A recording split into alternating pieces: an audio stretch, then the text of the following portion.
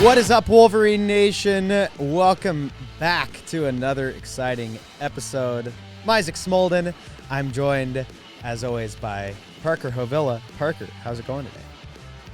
Just another day living the dream, Isaac. Hanging out, talking some Wolverines hockey. We've got we have a great interview on tap. Oh, man. It's the one that everyone's been waiting for.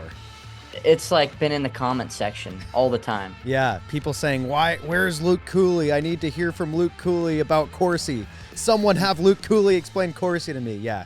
For all the analytics people out there. Doing fantastic, though. Just hanging out. Excited. Bit of a weird week here. It feels odd that we have a game on Wednesday. I was sitting there this morning at work, and I was like, man, I better start preparing for this. Get mentally locked in. Cool. Cooley and I missed you. Crazy that we have Cooley before Lee Green, but Lee went on vacation, and so we're just going to have to get to him next time. But Cooley and I got to hang out all week, and we missed you up in the booth with us, but Cooley got to wear the headset and listen in and, point out all. It is actually really interesting sitting next to him because he catches all these little details from guys when he's clipping like scoring chances and stuff. And that's, when we're at home, he's a little bit further away, so we don't get that information kind of live. But it's always cool because I know that like that's the stuff that they're talking about down in the locker room. So we'll talk with him in a little bit. Let's catch everyone else and yourself up on what happened the last couple of weekends. And I know that you've seen the highlights and were with us virtually. So the last time that we talked, it was right after that Springfield series, and we talked about how important this next 2 weeks are. Two really tough opponents, two opponents that are sitting in playoff positions. 2 weeks ago, 2 games against the Wisconsin Windigo, and the Wolverines snagged 3 out of 4 possible points. They almost sweep them. That Friday night game, a 50-50 game, decided in a shootout, but a convincing win on Saturday against Wisconsin. And that momentum that they had generated from, the past 3 weeks just kept on rolling into that Windigo series. Yeah, that was a crazy series, especially that Friday night game. And talking to Aches afterwards, he was like, "Man, I'd never seen a shootout go like that." It was first 7 shooters score. Are you kidding me? First 7 shooters, I was like, man, it felt like we're about to be on Oprah. You get a save, or you get a goal, you get a goal. No, the netminders were not ready for that shootout, I'll tell you what. Or maybe they were just really good moves by the players. Nonetheless, I mean, the entertainment factor for that game was unbelievable for us. But at the same time, I thought I was going to have a heart attack at some point throughout that shootout because I was like, man, can someone make a save or someone not score? Because this is nuts. Yeah, and then, that it had to have been frustrating. Something that I continued to talk with the players about in interviews this weekend was just the fact that, early in the season, this team faced adversity and just kind of crumbled. And that has not been the case the last couple of weekends. I mean, they get just a super disheartening loss on Friday to lose like that in the shootout when you did so many things right. I mean, a highlight reel goal from Luke Beadle, I don't think that is going to be topped this season. It'd be really tough to top a between-the-legs top-shelf goal that your brother fed you with a spinorama pass from the point. But Saturday they go out there, they play gritty. The game-winning goals on a Duke Gensler block shot that Caleb Mahar picks up on his way out of the penalty box for a breakaway goal. And you get 3 out of 4 points against the Windigo, which is not an easy task to do. I mean, they'd been really hot coming into that weekend. And so I think it was really exciting for the over 5,200 fans that showed up to that Saturday night game.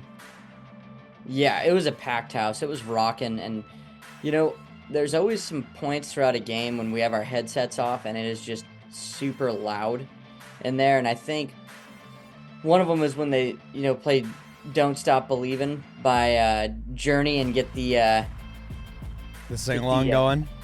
Yeah, the cell phone lights going. It was rocking. It was rocking on Saturday night. And, when Bob slid the paper over showing the 5,200 number, I was like, holy smokes. For a November game, I was not expecting us to see numbers like that, but it just shows how much this town has gotten behind the team here in Anchorage. And supported them even after the rough start they had. But kind of like what we talked about with Aches, it's a slow burn, it's a smolder, and then it's picking up finally, and they're starting to catch some fire here.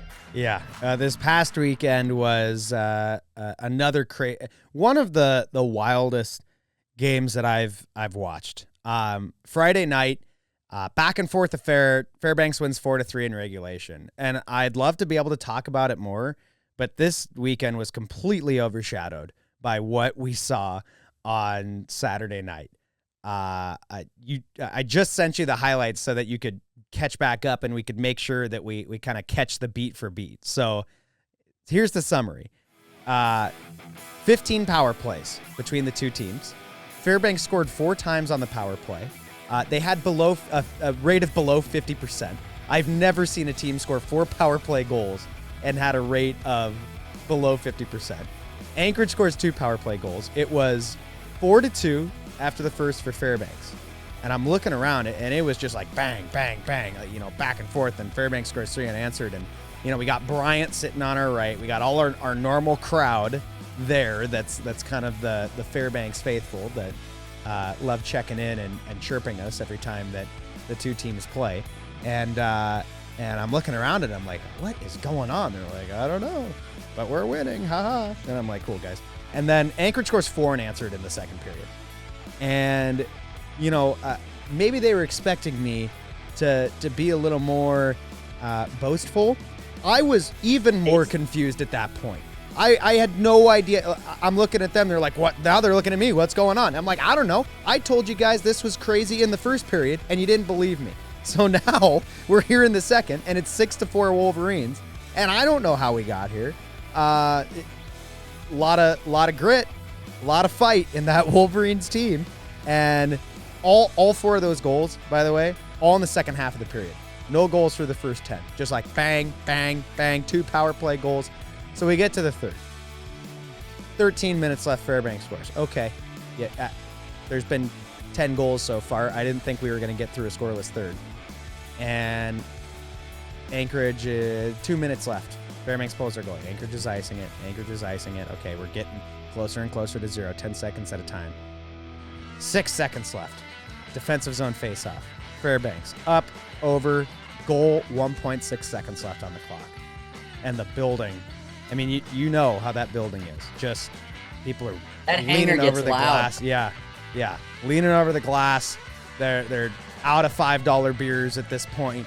It's a madhouse in there. And overtime was not pretty, Parker. I'll be the first person to say it. Fairbanks had a lot of possession in OT. And they're circling the offensive zone, and Anchorage is not getting a lot going. They're kind of just in survival mode. They're kind of keeping Fairbanks to the outside. I will say, not a ton of high danger scoring chances. And Connor Jalbert sees Gage Leonard go for a change, has Roar in front of him at the end of like a minute-long shift, and just is like, hey, I think I'm going to turn on the afterburners and just blow right past this guy. 2-on-1. I had to confirm because I've been telling it to people, but it is accurate. It was the only shot on goal that Anchorage had all overtime, and it finds its way into the back of the net. Anchorage wins 7-6. And I don't know. It was I was hanging out with the coaches after. They were at kind of a loss for words as well. For anyone that watched the entirety of that game, it was a game that was unique and not one that I think we'll see the likes of for a long time yet to come. Yeah, and Chase Trumpeter buries that OT winner. He has just stayed red hot lately. I mean, that guy's stick, I need to get some of them because I could use that scoring touch in my men's league games. But probably the right size stick for you too. So that'll work well. Probably the right size stick also, But I like you said, Jalbert just turning on the afterburners, and then Trumpeter gets on his horse, makes it a 2-on-1, and a beautiful pass from Jalbert, and just roofs it top shelf. Just a fantastic scoring touch by Chase Trumpeter. And it took him a couple weeks to get going, and now you can really see him settling in Anchorage and being comfortable and taking a couple more chances. And when he's taking those chances, he's scoring goals. Absolutely. Well, we won't keep anyone waiting anymore. It's the moment you've all been waiting for. Let's talk with video coach of the Anchorage Wolverines and my roommate, Luke Cooley.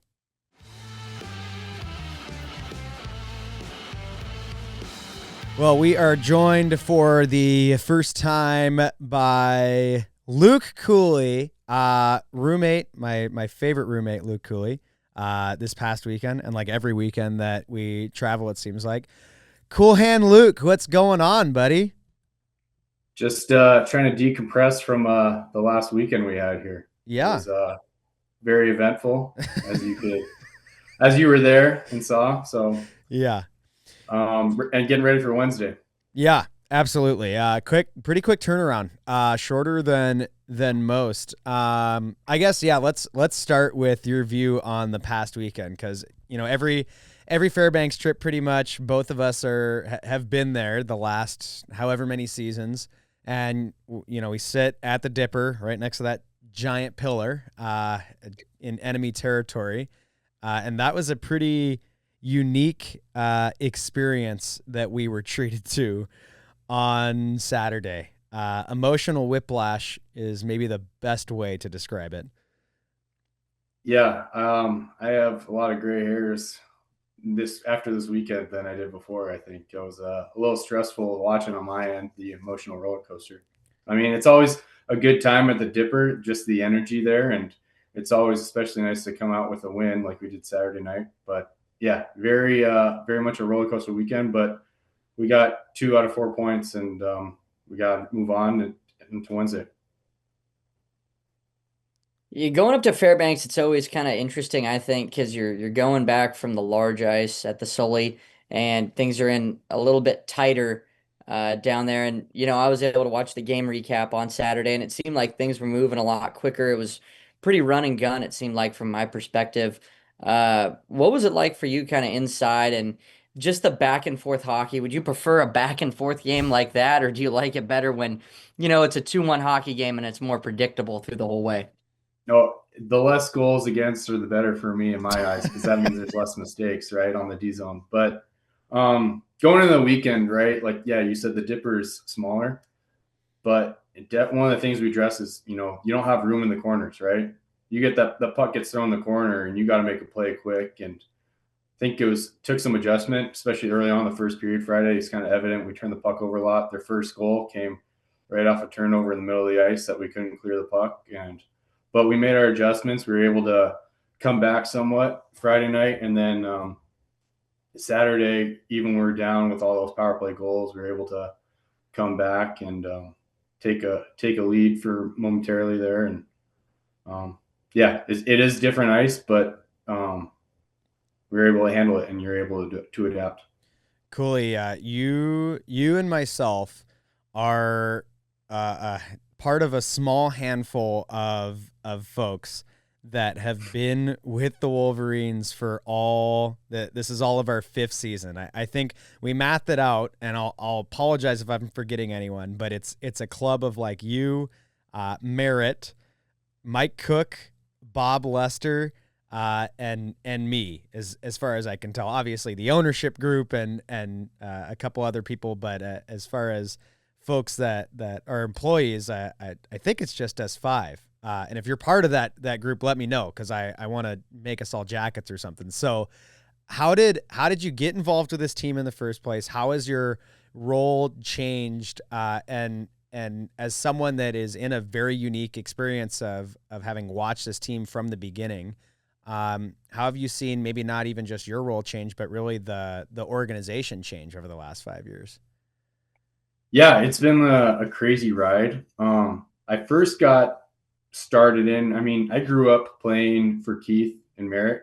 Keith Morris coached me back in Pee Wee hockey, right? And again in high school. And when I graduated high school and decided to just go straight in education, I started coaching my little brother, and I was coaching with Keith then. And when they had this, I remember going up to Fairbanks and Keith having talks with Profit about the potential of having a team in Anchorage. And, lo and behold, even back in 2019, there's talks about and building player databases, right, and kind of helping Keith out that way. And I've always kind of been his tech guy, and being able to do video and analytics. And I did a little bit of work with former coach Nick Walters at UAA when I was going to school there. And so when we had a team, Keith kind of wanted me to be that guy and do video with the team. So I was kind of introduced that way and just kind of took on the reins. I could sharpen skates. So year one, we didn't have the automatic sparks sharpener, and I was sharpening skates for the guys before games and stuff. And always just been there to do video in game, try to help out with pre or post scout if coaches need it, and even do virtual scouting, like watching midget hockey, Minnesota hockey. Yeah, we did a little bit of that on Saturday afternoon. We did. We went deep into TPE and Instat, some of the tools we use to watch these guys that are playing outside the state of Alaska. And yeah, my role has just kind of evolved. And with Merritt kind of stepping into the GM role, I've really tried to help him out more and be his support staff with him from a player personnel standpoint, and getting the team ready for not only this season, but for the future. We have our scout, Taylor Gay, who's been fantastic. And I think I talk to him daily, almost twice a day, just with guys that we're looking at. And no, it's been cool to evolve, but always be with the team in a helping way and to try to help the team succeed. It's been very fun. Kind of looking into the mind of a video coach, kind of, your day to day and at the rink, it's different than the other coaches because you spend so much time, on the iPad or on a computer looking at different things and trying to work with guys on stuff. So kind of take us through that, kind of to the fans at home. What's your day to day at the rink look like when you're helping out and getting video cut for these guys? Well, during the week, I try to help out Coach Akes, Coach Lee, Coach Ilya with doing video and getting stuff together for the week. Using those tools, like I've worked with Akes a lot this week, so he's able to find video on guys and watch it on his own instead of having to have me go and pull it for him. But being able to break down other team systems, right? Especially special teams, and special teams has been a bit of a struggle for us this year, but we're still working on video to try to get it better and move up in our percentages for our special teams.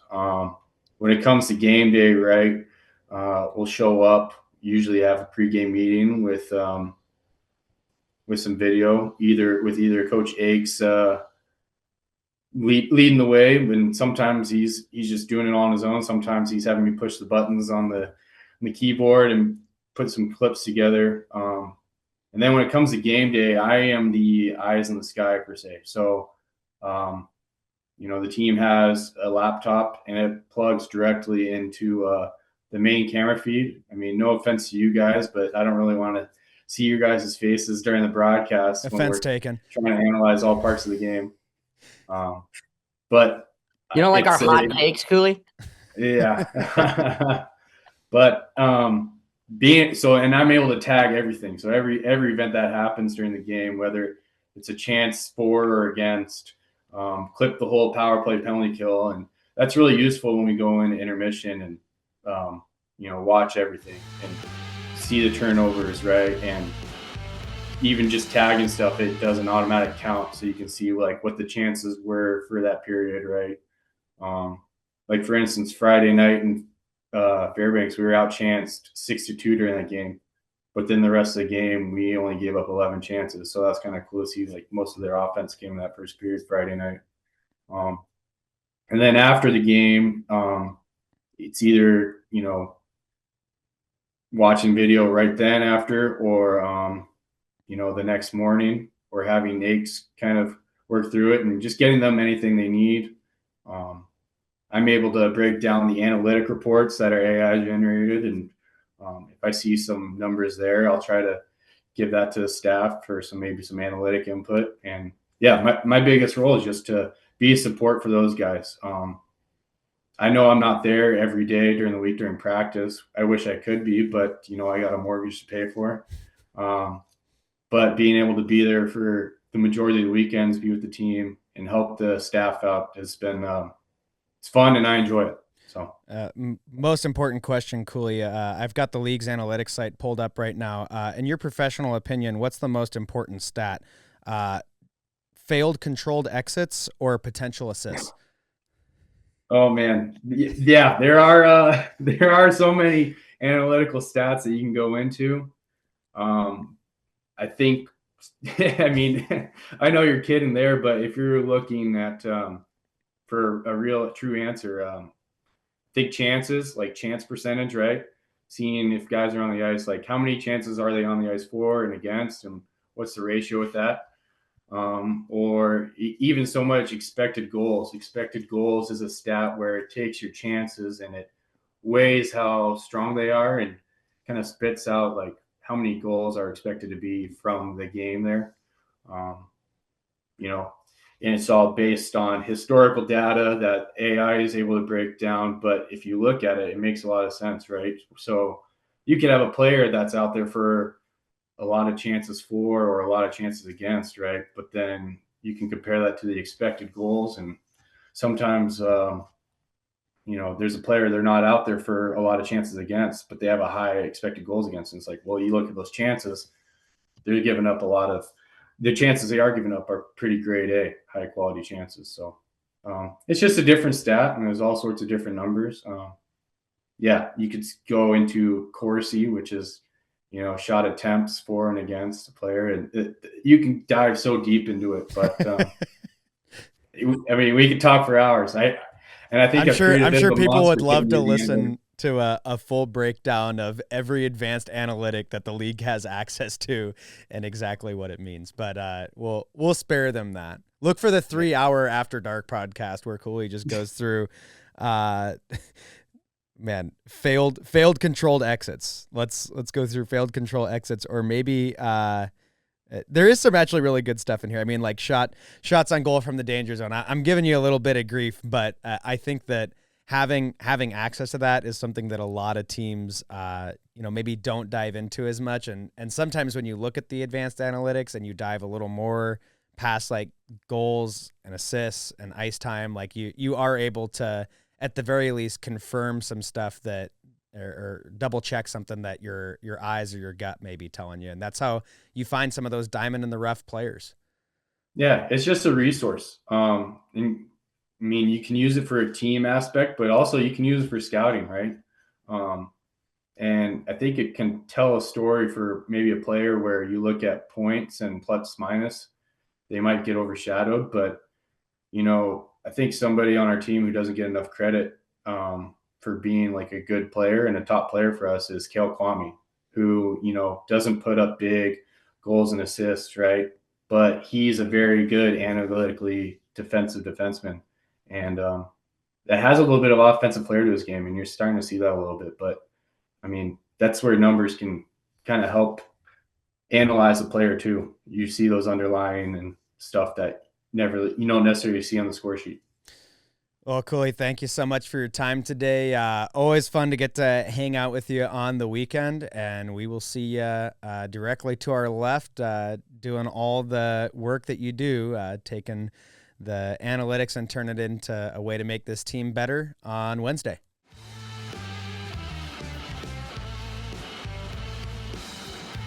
Well, thank you, Cooley. I actually do love being roommates with Cooley. I don't care what Sam Graham says. Just always we stayed up late, watched some movies, hung out, drank some beers. It's always a good time on the road. So we have one game ahead of us, Parker. It's happening hopefully the day that this releases. It should be this afternoon, Wednesday. And this is a single game the day before Thanksgiving against your in-state rival, the Kenai River Brown Bears. You swept them the last time you played them. It's the first time the Brown Bears are at the Sullivan. And after this, you get a weekend off, then a whole nother week off before your next game. It's the last game that Anchorage will play in the state of Alaska in the year 2025.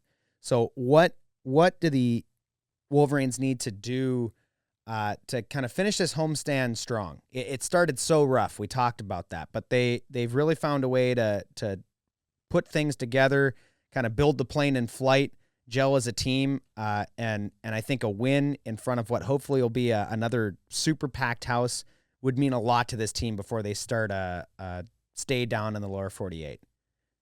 Yeah, absolutely. And, going back to my time down in Kenai, and I got to say, I was bummed to miss the Fairbanks trip. I always love the, for guys who used to play and then get into doing broadcasting and stuff like that, what we miss the most, I would say, is just the camaraderie and Yeah. hanging out.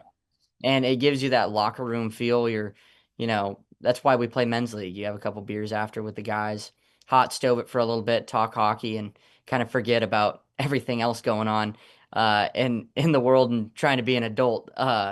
But nonetheless, going back to when I went down to Kenai with the team, I think they played a fantastic neutral zone and defensive zone. They're going to have to do that once again. And what they did really well was capitalize on Kenai's mistakes.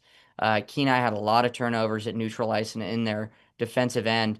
And Anchorage is going to have to make sure they have that scoring touch once again to really run the score up on the Brown Bears and just take it out within reach. Kenai does have some sharpshooters on their team, but I think when you break it down to the analytics and look at it, Anchorage should have a relatively good odds of coming away with a win on Wednesday.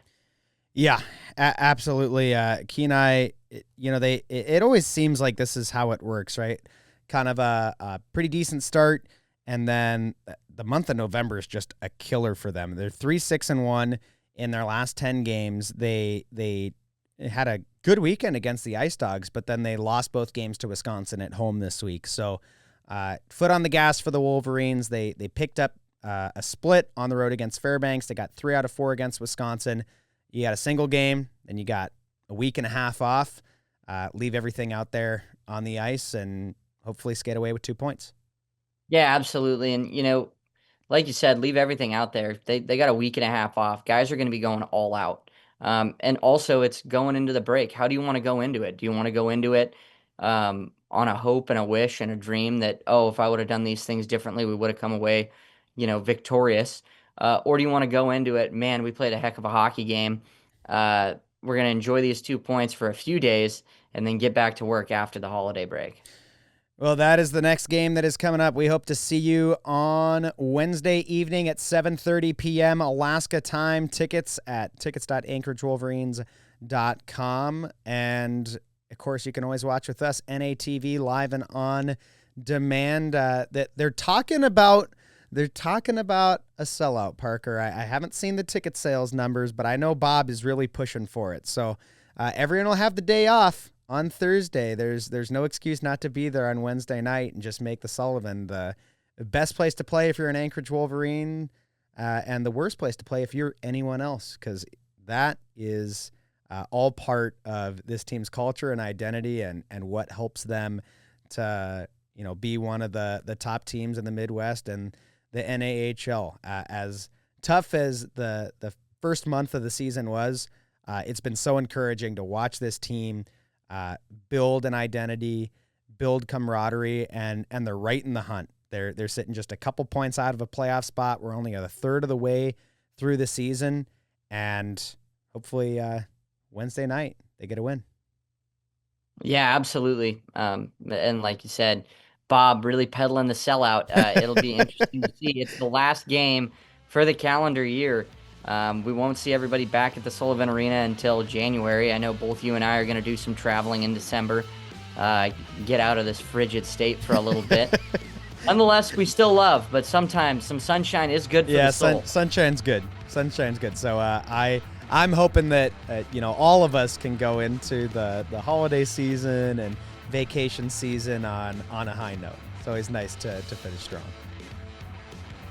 That will do it for us here today. I want to thank Luke Cooley again. Thank you, Parker, as always, for joining me, and we will see everyone Wednesday against the Brown Bears.